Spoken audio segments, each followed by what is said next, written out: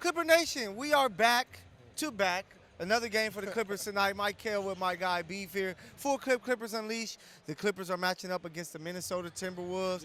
And Edwards and those guys are playing some better basketball. But the Clippers are playing well, looking to make it 10 straight here at home, Beef. What's your thoughts on this matchup tonight with the Timberwolves? Well, the Clippers tonight is shorthanded. Norman Powell is out due to hamstring management. So, being shorthanded, again, it's going to be one of these kind of all-hands-on-deck kind of games. Bones Highland is actually going to get some burn tonight, which I'm excited to see. Bones Highland has been on the show for a very long time. So we're going to see how he is not offensively, but defensively, because we lost Terrence Mann as well due to injuring his finger in his left hand.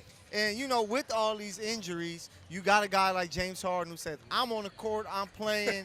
This is why I'm a Hall of Fame guy. I ain't trying to sit out. And Coach, you know, you're going to hear it. He talked about it in the presser. He said, hey, find him minutes to get him some rest because he wants to play so much.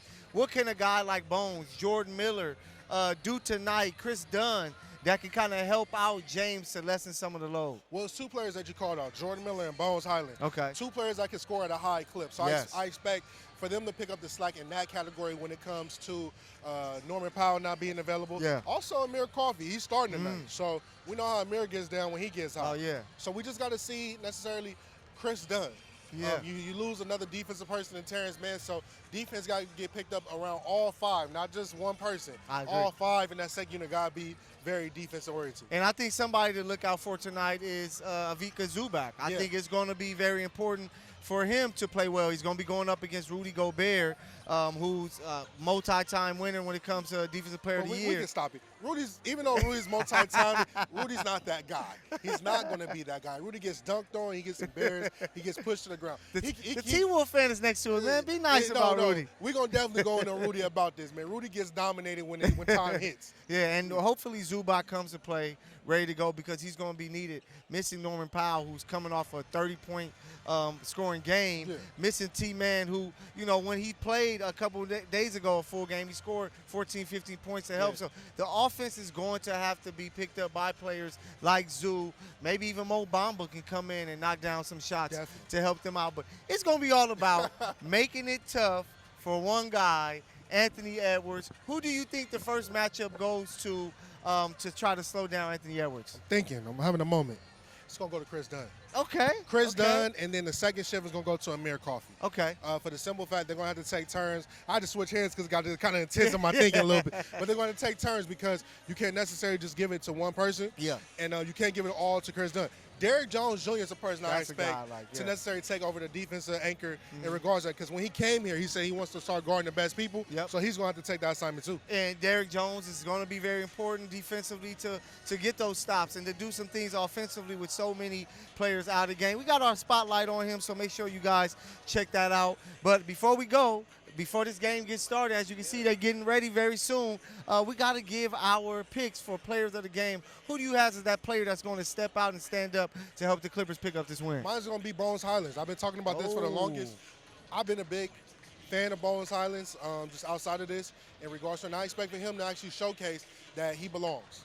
And he states that he wants playing time, and it's going to be a showing case that he belongs in a rotation. Make it hard on your coach to figure out who's going to come off that bench, or if Ty Lue opened up a whole 15-man. And for me, James is going to be James. He's going to find a way to do his thing. But I always say it. I told Coach before, coffee is best when it's hot. And they need some hot coffee tonight. Amir Coffey, I think that he's going to play well. He's going to get more opportunities, more shots up. He's a guy that can sneakily drop 25 to 30 on you when he's knocking down the outside shot, and he's doing that this year. He's a player to look out for, Clipper Nation. It's going to be a fun one. The Clippers looking to make it 10 straight games winning in front of you, beautiful fans. So let's see if they can take care of business. We see you guys after the game. Let's go.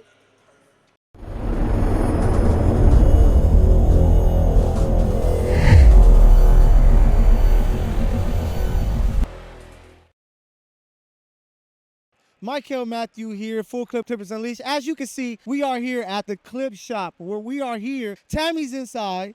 She's in there looking for some of that new hot gear, the Clipper City Edition 23-24 season. It's really dope. I can't wait for you guys to check it out. Let's go inside with Tammy and see what she has. All right, Clippers fans, the 2024-25 City Edition gear has dropped for the LA Clippers. They have all kind of cool sweatsuits. I really, really like this one. It looks cozy. I love the puffy print. They've got hoodies. They've got jackets. They have jerseys. They have tote bags, hats. They have everything that you need for the 2024-2025 City Edition. Grab it before it's gone. I'm thinking about getting something myself. What do you think I would look like in this? Who knows?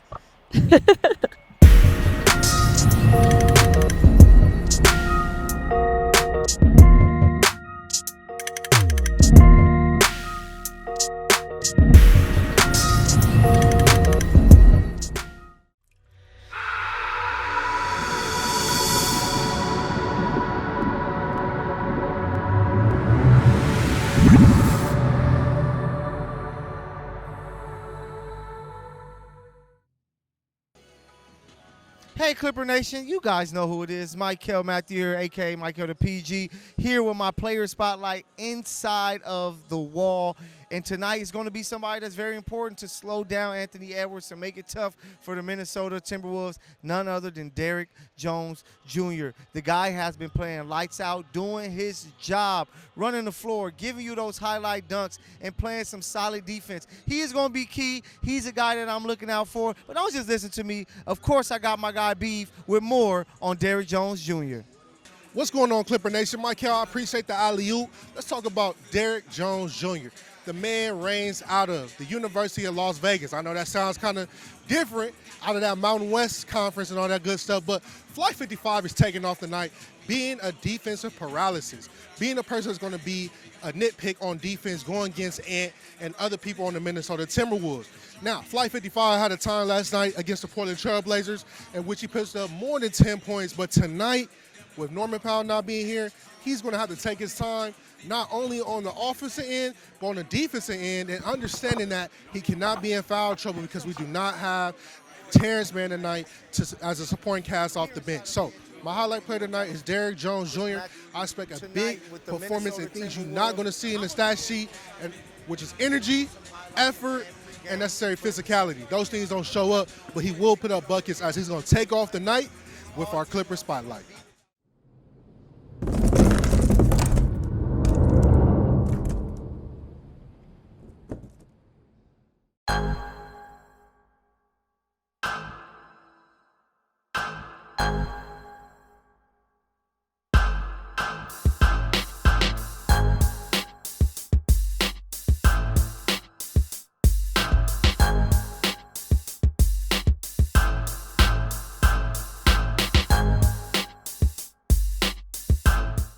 Everybody ready? Come on, let's go. The Refund Show! Let's go! The Refund Show! Let's go!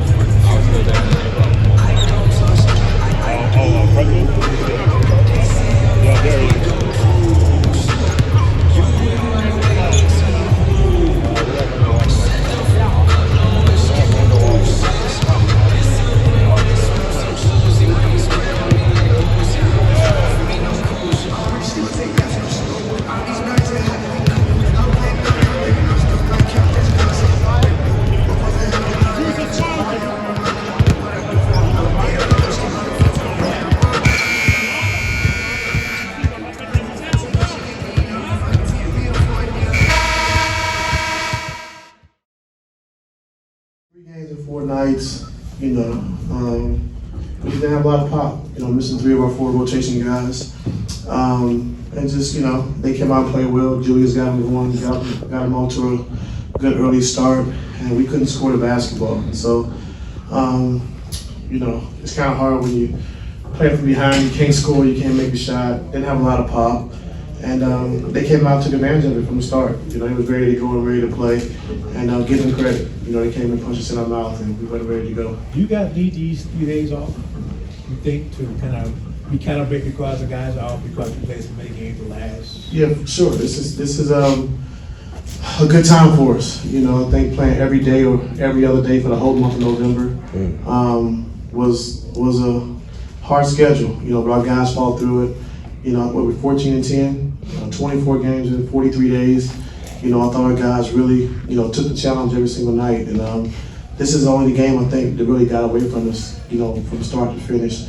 And that happens. But I just told our guys at halftime, we're gonna have bad games. It's gonna happen. But just how we, handle it. Not throwing our arms up every time somebody scores, not hanging our head. Just continue to play through the game.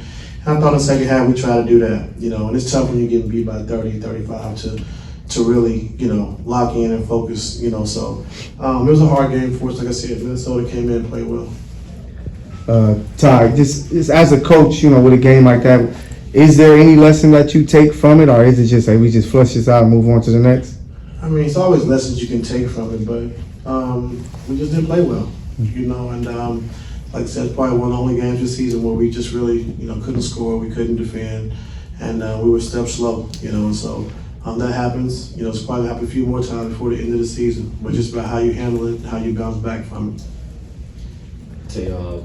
We never saw Trent Flowers in the preseason since his rookie season. We got to see him about full quarter and a little more than that. What did you see from him? What do you kind of expect his development to look like over the course of this year? Yeah, it was hard because, coming in trying to, run plays and sets when he hasn't been with us is kind of tough, for him and Cam. But I thought they both came in and handled themselves well. I thought Trent, like I said, his athleticism, his speed, his ability to push the ball in transition, get to the basket, was really good, So he's going to continue to keep getting better. And, but tonight, like I said, defensively just being aggressive, I think, attacking the basket, being aggressive. So that was really good. What kind of player would you describe him as? In What would you traditional describe him terms, as? he looks like a 3-4. Sean Marion? I mean, that's a Little big bit. name right there.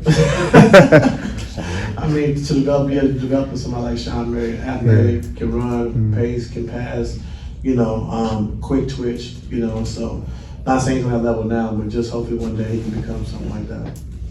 Todd, because of how hard you guys have played over these 24 games, does it make it easier to kind of just so quickly move on from a game like this? We have no choice. In the NBA, the next game is up, so you don't have time to really sit back and dwell on it. I think having 3 days off, but on to the next. We got prepared for Houston, who's played very well against us. The 2 times we played them in Houston, so we just got to be ready for that. Move on to the next, and I'll be ready to play on Sunday. And Coach, you're a preacher of habit. Obviously, you say you're going to flush this game, you're going to continue to move on, but is there anything that you take away from this game that you saw from your guys that maybe you didn't see the habits that you like to see, even though they may have been a step slow tonight? Probably not. I don't think I've seen too many things I like to. Yeah, I got you. Thank you. Yeah, thanks, Coach. Clipper Nation, it didn't go as planned tonight. Michael Matthew here with my guy B, Full Clip Clippers Unleashed. The Clippers get smacked up 108-80.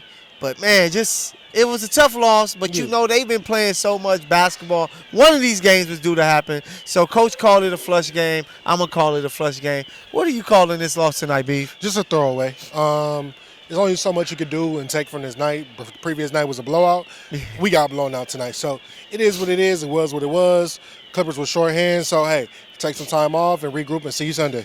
Yeah, and you know, we just heard from Coach, and you could tell he's kind of like, hey, I'm ready to move on forward. He even said at the end of the presser, hey, you guys get some rest because he know that his team needs it. It's tough to win versus a Timberwolves team that's been playing much better when you have guys that are out and injured. Yeah. You know, no Norman Powell tonight, who's been their best scorer this season. I asked Coach this question. He gave his answer. What's your thoughts?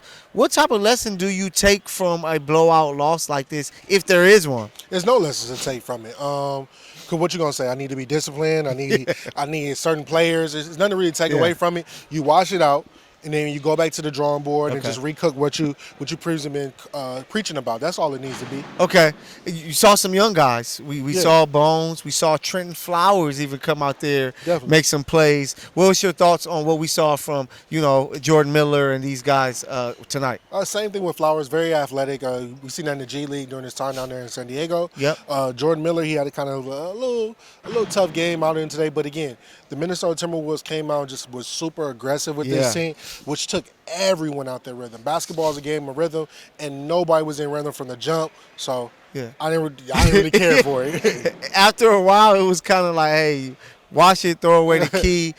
Julius Randle came out scoring early and made it tough. It was just a tough performance, but they move on. They get some rest. Just how important is it rest for the team? They played like 24 games, from the beginning of the season to now. That's a lot of games. It's almost like they played every other night. Yeah. How important is this rest going to be for this Clipper team? Oh, it's very important. 3 days off. Get your mind right. Yeah, get it right, baby. Get your mind right, and then you back home, get treatment, get whatever you need. That way you can, those aches and bruises won't feel so bad coming into Sunday. So, hey, Clippers got to get ready Sunday. They got the Rockets, who they're 0-2 against. Yep. So they got to be ready for that one. But before we go, we got to give – do we got players in the game? You got one? Ain't nobody playing the game. We just going to wrap this up, put our jackets back on, and go home. Hey, we out of here. We see you guys Sunday. Clippers, Rockets is going to be a bounce-back game. Hopefully some guys are healthier. And we're going to see what happened. Mike LB, Full Clip Clippers Unleashed. We see you guys next time. Let's go.